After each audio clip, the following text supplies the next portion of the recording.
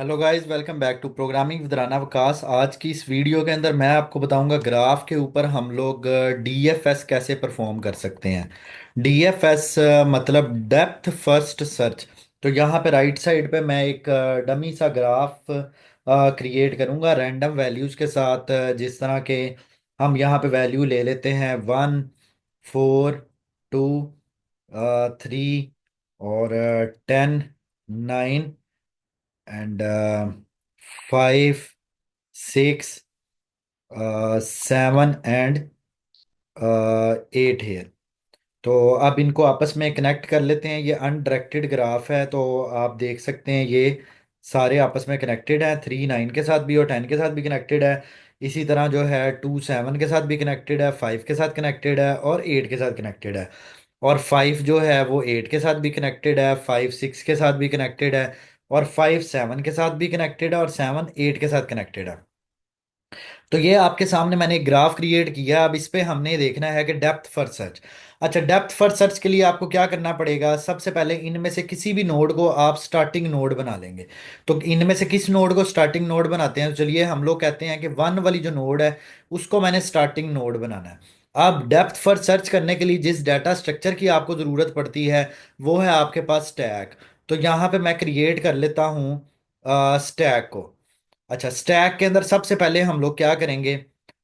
इस 1 को हम लोग पुश कर देंगे। ये आपके पास स्टैक है, स्टैक में आपने 1 पुश कर दिया। अब लाजमी बात है, ये आप 1 कह सकते हैं कि ये ग्राफ का जो रूट है, सबसे पहले वाली नोड है, इसको मैंने इंसर्ट कर लिया। अब या आपने क्या काम करना है, स्टैक में से एक एक करके आपने पॉप करना है। अच्छा, पॉप करके आपने देखना है कि एडजेसेंट जो आपके पास जो नोड्स हैं वो कौन कौन सी हैं, मीन्स के इसके नेबर्स कौन कौन से हैं जो इस नोड के साथ कनेक्टेड है। अब अगर मैं 1 को यहां से पॉप करूं तो आपने 1 को कर लेना प्रिंट कि 1 विजिट हो गया आपके पास। अब 1 के साथ कौन कौन कनेक्टेड है? 2 और 4 कनेक्टेड है। तो आपने क्या यहाँ पे करना है, आपने 2 को इंसर्ट करना है और आपने 4 को पॉप पुश कर देना। ठीक है, स्टैक के अंदर हम लोग इंसर्ट का मतलब पुश कर रहे होते हैं। तो पहले मैंने 2 को पुश किया, फिर मैंने 4 को पुश किया। अब मैं क्या करूंगा, इस स्टैक में से पॉप करूंगा। ठीक है, जैसे ही मैं पॉप करूंगा तो पॉप किए हुए नंबर को आपने प्रिंट कर लेना है और उस पॉप किए हुए नंबर के अगेंस्ट जो आपके पास नेबर्स हैं उन नेबर्स को आपने पुश कर लेना है। अब आप देखें 3 और 1 है, तो जिसमें से 1 आपका ऑलरेडी विजिट हो चुका हुआ है, तो 1 को तो नहीं हम पुश करेंगे, हम 3 को पुश करेंगे। तो मैं यहाँ पे 3 को पुश कर लेता हूँ। अच्छा, इसके बाद क्या होगा, और तो कोई नेबर नहीं है इसके अलावा, तो 3 को आप पॉप करेंगे।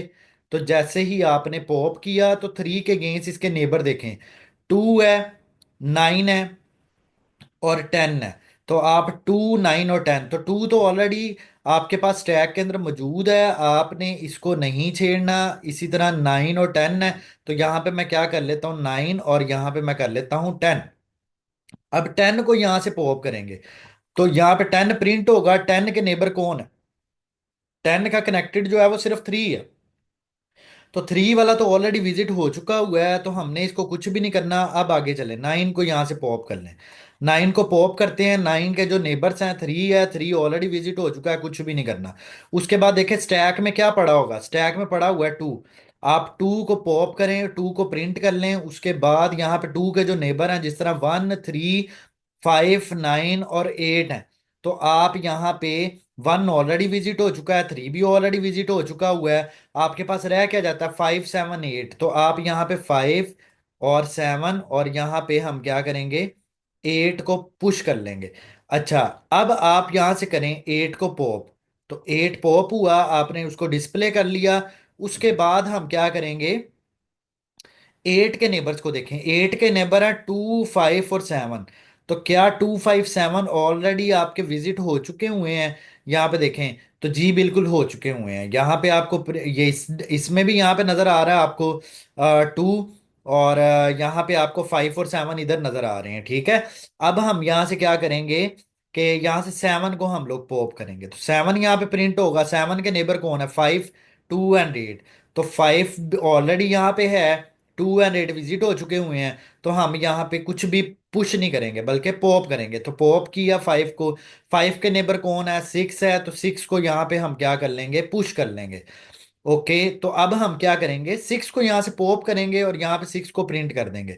तो गाइज यहाँ पे आप लोग देख क्या रहे हो, असल में आपने स्टैक का इस्तेमाल किया है। स्टैक में सबसे पहले वाली स्टार्टिंग नोड को आपने पुश किया है, उसके बाद आपने उसको पॉप करना है, उसके जितने कनेक्टेड हैं उन सब को यहाँ पे आपने स्टैक के अंदर इंसर्ट कर लेना। जब सारे इंसर्ट हो जाएंगे तो फिर स्टैक में से आपने टॉप वाला एलिमेंट पॉप करना है। पॉप करके उस एलिमेंट को मैं प्रिंट कर रहा हूँ, प्रिंट करके उसके जो नेबर्स हैं उन्हें मैं ऐड कर रहा हूँ। लेकिन याद रहे कि वो तभी ऐड होंगे यहाँ पे स्टैक में अगर वो ऑलरेडी विजिट नहीं हुए। अब इसका तरीका ये होता है कि आप क्या करते हो, आप अपने पास एक फ्लैग अरे बना लेते हो। फ्लैग का मतलब क्या है, जिसके अंदर ट्रू फॉल्स पड़ा हो।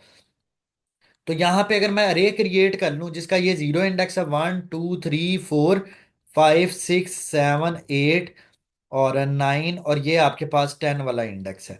अगर मैं बोलूं कि ये बूल टाइप की अरे है और इसका हम नाम रख लेते हैं इज विजिटेड, और इसके ऊपर स्टार्टिंग में सबके अंदर फॉल्स पड़ा होगा।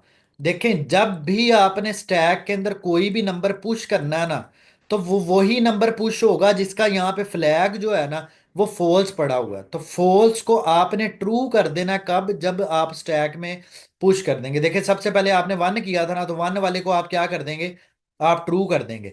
अब दोबारा जब कभी वन आएगा तो यहाँ पे चेक करेंगे कि ये ट्रू है या फॉल्स है। अगर ये ट्रू है तो उस केस में आपने उसको पुश नहीं करना। तो ये आपके पास सारी की सारी नोट्स विजिट हो चुकी हैं, और किसके थ्रू हुई हैं, डीएफएस के थ्रू हुई हैं। अब इसके अंदर एक टर्मिनोलॉजी यूज होती है, डीएफएस ट्री नाम की टर्मिनोलॉजी यूज होती है, जिसमें आपको ट्री बनाना पड़ता है। देखें, अब सबसे पहले आपने क्या काम किया था, आप यहाँ पे वन नोड को आपने विजिट किया था। वन के जो नेबर से जो आपने पुश किए थे वो क्या थे, वो थे आपके पास टू था और आपके पास फोर था।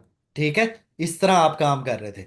उसके बाद आपने क्या किया, उसके बाद टू के नेबर कौन है, टू के नेबर हैं वन, वो तो ऑलरेडी आपके पास है। टू के नेबर हैं 5 7 8 और 3।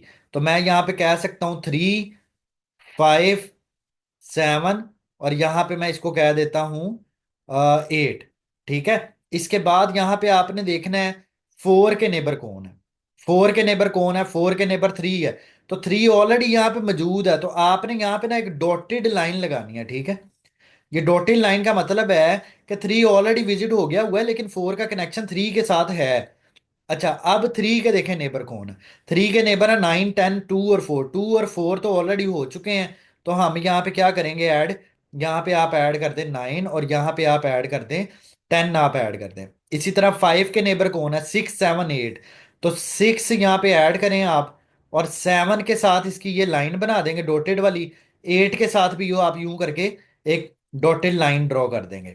ठीक है, इसी तरह सेवन के नेबर कौन है, फाइव, और सेवन के नेबर है फाइव, तो फाइव के दरमियान में डॉटेड लाइन है। और एट है, तो आप एट और सेवन के दरमियान में भी क्या करेंगे, यहाँ पे डॉटेड लाइन आप ड्रॉ कर देंगे। इसी तरह एट के नेबर कौन है, टू है, और सेवन है, और फाइव है। तो देखिए, फाइव के साथ डॉटेड लाइन ऑलरेडी ड्रॉ की हुई है आपने। अब फोर के देख लेते हैं। फोर के नेबर हैं थ्री, और बस थ्री और वन है। तो वन तो ऑलरेडी यहाँ से कनेक्टेड है, और थ्री विजिट हो चुका। तो आपने ये, तो इस चीज को बोलते हैं डीएफएस, डीएफएस स्पैनिंग ट्री। क्या बोलते हैं इसको, डीएफएस स्पैनिंग ट्री। तो गाइज, इस वीडियो के अंदर मैंने आपको सिर्फ एक एल्गोरिथम सा बताया, अभी इसका कोड नहीं किया। एल्गोरिथम आपको बताया कि डीएफएस ग्राफ्स के ऊपर कैसे काम करता है, ग्राफ को ट्रेवर्स कैसे करते हैं हम डेप्थ फर्स्ट सर्च के साथ।